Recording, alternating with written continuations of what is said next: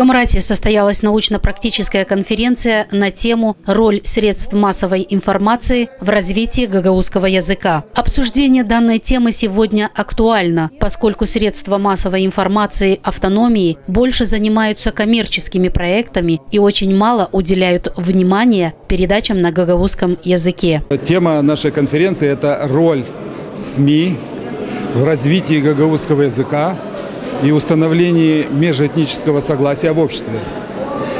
Важность этой темы, которая пересекается, это получается она из двух частей состоит. С одной стороны, развитие национального языка гагаузов, с другой стороны, как двигаться к тому, чтобы в обществе не нарушалось вот это равновесие, чтобы ни одна из групп этнических не чувствовала себя обделенной и ущербной.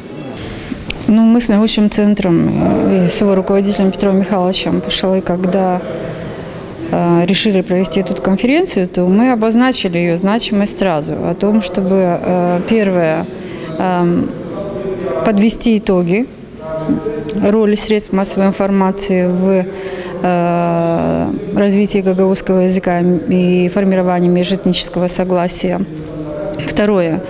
Выслушать мнения и предложения для улучшения этой работы. И третье. Формировать ту резолюцию, которая бы давала общее направление для того, чтобы средства массовой информации имели бы какой-то путь, по которому могли бы работать. Важность данной конференции отметил и председатель компании «Телерадио Молдова» Александр Дороган. В частности, он подчеркнул, что проблема гагаузского языка в самой Гагаузии есть, и это наблюдается явно в общественной жизни автономии. Поэтому телевидение и радио в этом регионе играют важную роль. В принципе, проблема гагаузского языка есть.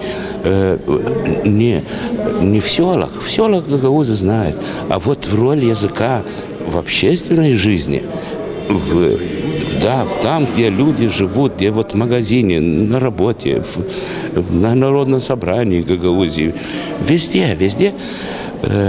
И важно, что вот такая тема стала. Причем мне нравится, что она соединена с средствами массовой информации. Башкан Гагаузии, как всегда, обвинил Европейский Союз в том, что мало внимания уделяется развитию гагаузского языка в автономии. И делается это целенаправленно со стороны Евросоюза, подчеркнул глава Гагаузии.